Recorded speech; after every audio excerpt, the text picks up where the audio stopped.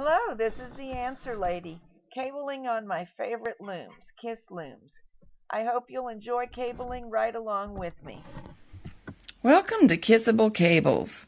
Some of the movies in this series have specific reference to this bunny cable, which you can find on my website.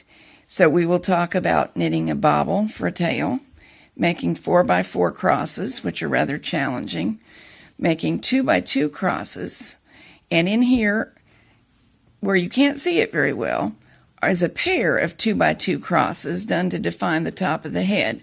That has some special challenges, so we'll talk about that. And then these are crosses that are not crossing knit stitches with knit stitches. So they allow the ears to move on the background, and we'll talk about those. Even if you have no interest in a bunny cable, you may want to watch these because they will help you so much with the general cabling techniques that you might like to use in any project. I have some things to show you about cabling today on the Kiss loom. The first one is just about making a basic cable and how we can make our lives easier. Most of the time, we cable knit stitches on a purl background so that those pearls just make the knit stitches stand out. So there's a couple of pearls. Now I'm using yarn so thick that a 1/1 cable cross will look quite good. 1/1 simply means one stitch is crossed over one stitch. That's smaller than usual, but you'll see it looks quite nice.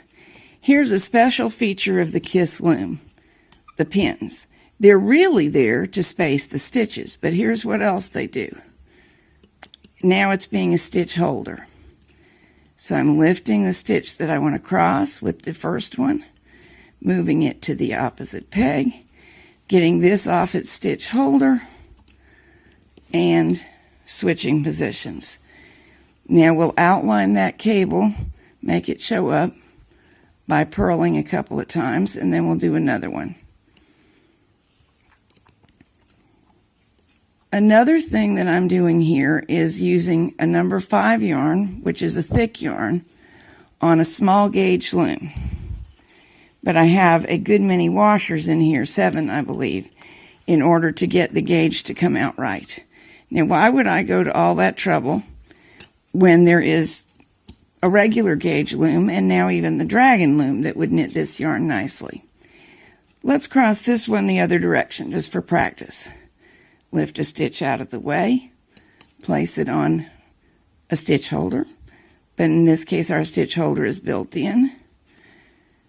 Move that one, pick this one back up, onto the other peg it goes, and we're done.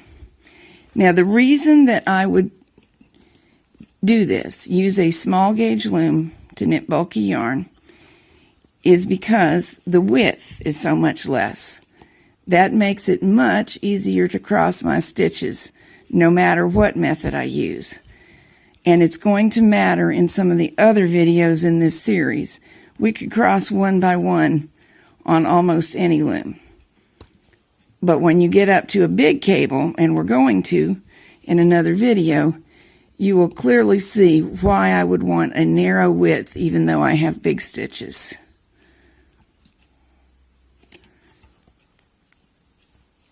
All right, so that's it for the 1/1 cable, showing you how to use the pins, but there will be more videos to come showing you more cool things.